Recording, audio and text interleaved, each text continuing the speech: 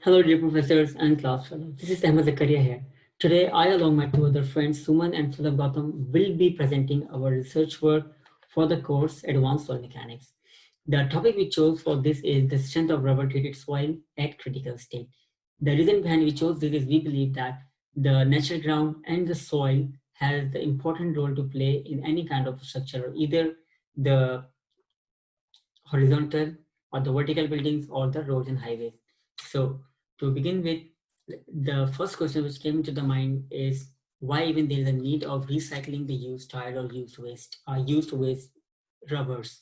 So firstly, we would say that the environmental complications which are creating the global warming, the flooding, the droughts, and the hot climate. Secondly, the researchers are working on the methods to come with a renewable solution that can use the waste rubbers or the materials in the betterment of the engineering industry. Lastly, the transportation and the accommodation. There is a continuous increased demand in the transportation and accommodation, and both links with the construction of the structures. And they needs to have a proper soil with the best bearing capacities. The second question which came to mind that what are the main sources for the rubber? What are the main sources for the rubber waste? So the first thing is the used tires. They have almost more than the 75% material used is as a rubber. Second thing is the waste products out of the products being manufactured. They have the rubber and the plastic, which are hazardous to the environment as well. Lastly, the rubber containing products which are used in the paramedics and Medicare and health and emergency sector. During this recent pandemic, we realized that the latex gloves being used by the medical staff, the gowns, and several other smaller products, they came with a very limited expiry date, and they even need to be discarded just after the first use, which is increasing the wastage, and so the increasing demand is being observed compared to the previous times. These three data are taken from the US based research. So now the second another question is how it is beneficial for the engineering practices. Firstly, the recycled rubber product can be used as a new source of raw material, and it is also being used and tested in several experiments. Firstly, the rubber product, they are being used as the fillers into the road and highways. Then come the rubber crumbs, which are mixed with the soil to increase its bearing capacity. Similarly, it is being used in one of the research paper which we conducted, where they used the rubber treated soil in the road embankments and the bridges abutments. Now, our research have got the multiple aspects of the reports that there are several sizes of the rubbers which should be used and treated in a way that it could be useful. So here we are focusing mainly upon the critical state strength and the peak strength of the rubber treated soil, out of which there are three common identified shear strength for the soil. The first one is critical state strength, the second one is peak strength, and the last one is residual strength. So from here, my friend Suman will continue. Thank you very much. As we know that we have the three shear strength of the soil. One is the critical state shear strength, other one is the peak shear strength, and another one is the residual shear strength. Today I'm going to talk about the critical state shear strength. Critical state shear strength, it is a unique surface. It's a unique surface upon which a respective soil will sustain a constant flow condition. It is independent of the initial condition of the soil and the stress path. It's whether the stress path is the straight or the curve or anything. It doesn't depend. It is independent of that. And if we see the series, if we see the strain value corresponding to the critical stress, it's found that 10 to 40%. In this, I will be talking about the effect of adding the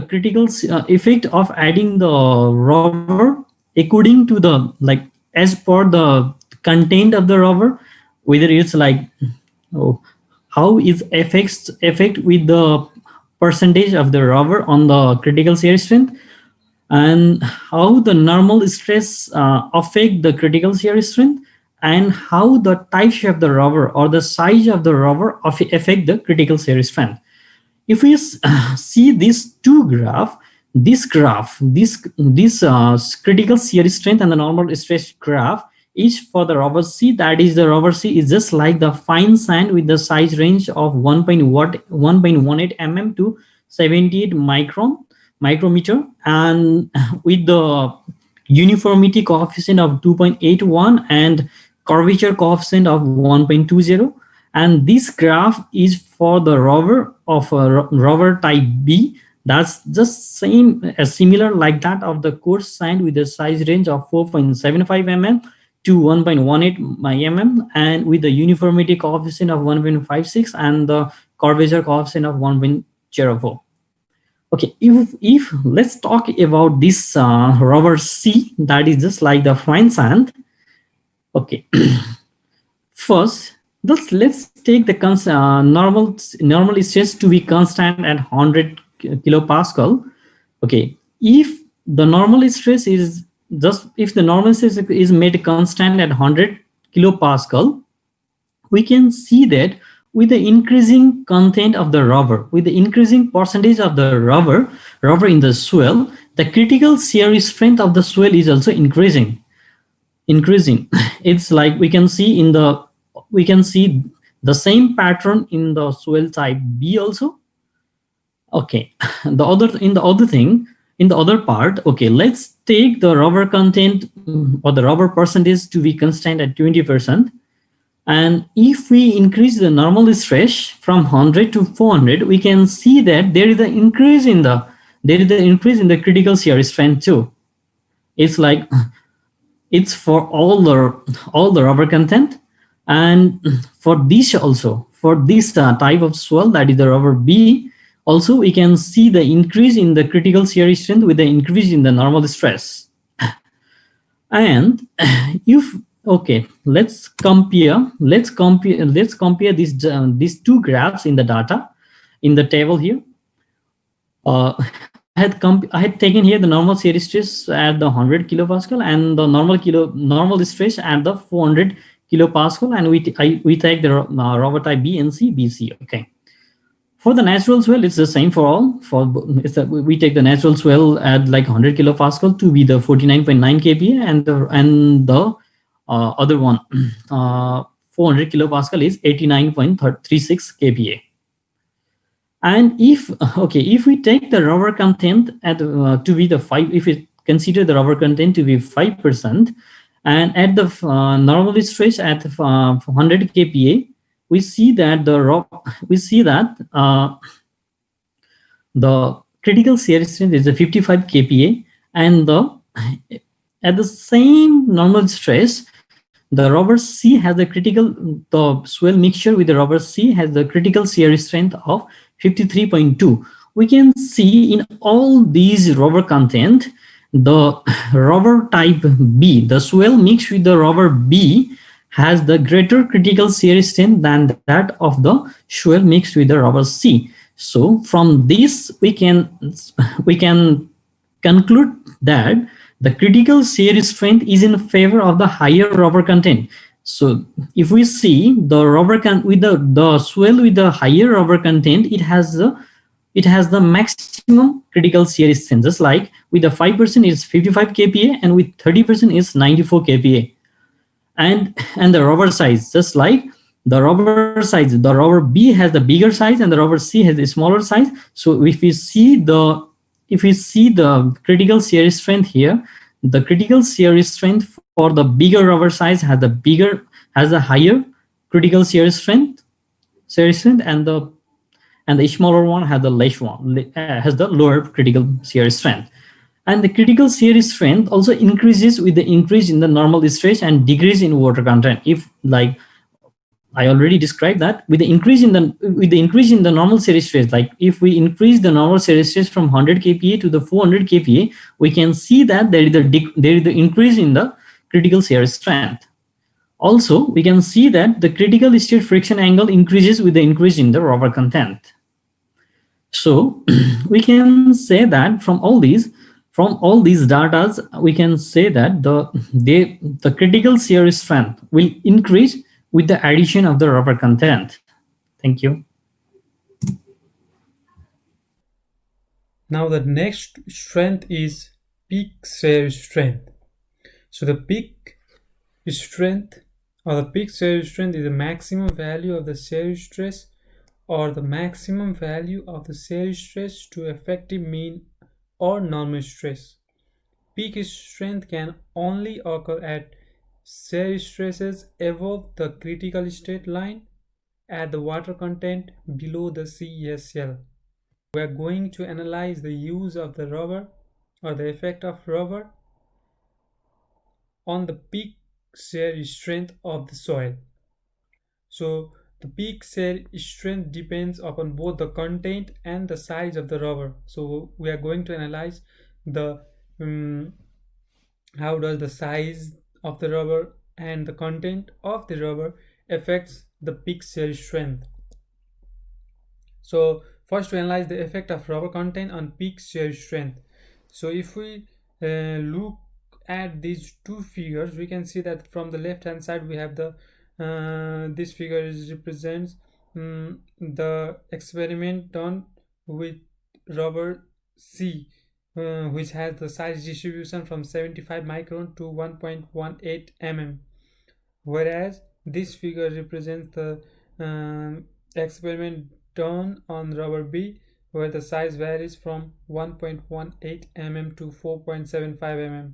If we look closely, we can see that for the normal stress value of 100 kPa or maybe 400 kPa, we can see that the peak shear strength increases with increase in the rubber content. If we go higher from the 5%, 10%, 20% or 30%, we can see that the peak shear strength rises accordingly. Similar results can be seen on the rubber B, which has the size of 1.18 mm to 4.75 mm.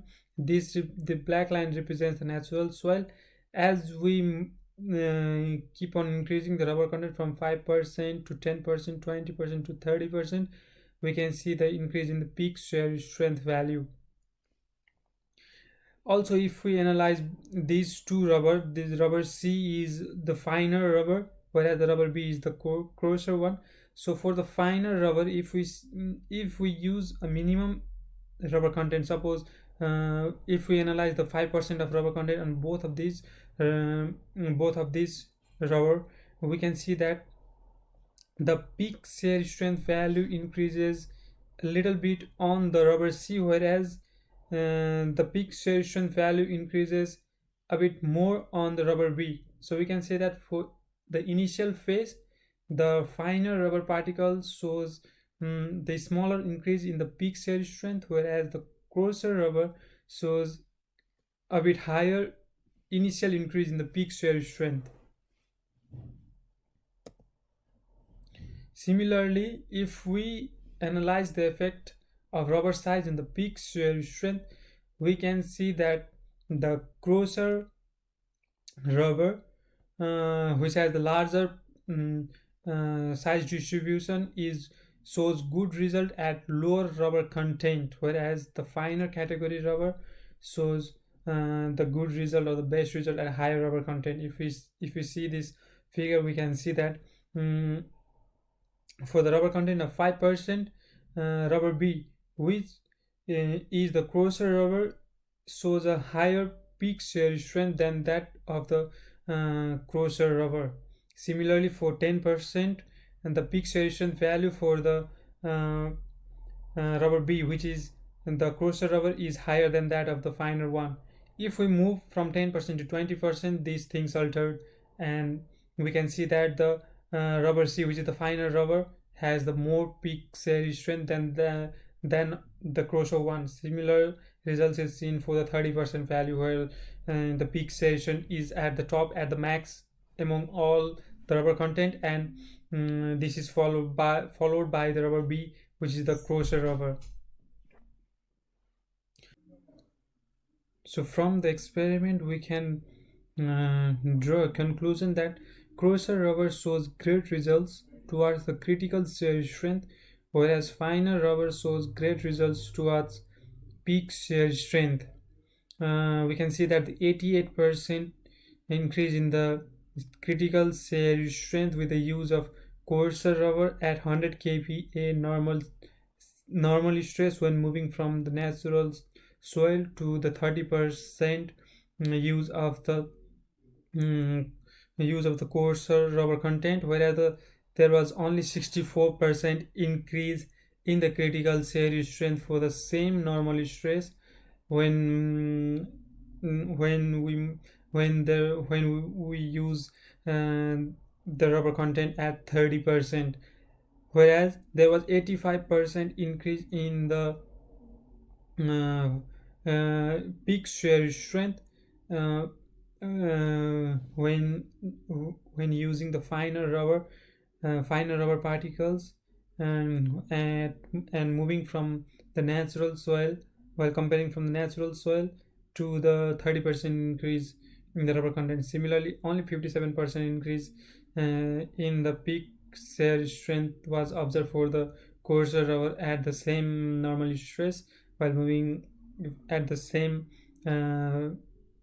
ratio of 30 per from natural soil to the 30% increase in the rubber content. Also from the figure we can see that the rubber B, which is the coarser rubber, has the critical shear higher critical shear strength value at the same percent at the same percentage of the rubber content, whereas the rubber C, which is the finer rubber, has more value of the peak shear strength. So overall we can say that the use of rubber has shown a positive effect in the soil in terms of the strength value. The use of rubber is encouraged to use in the soil so that the strength of the soil can be increased. Thank you.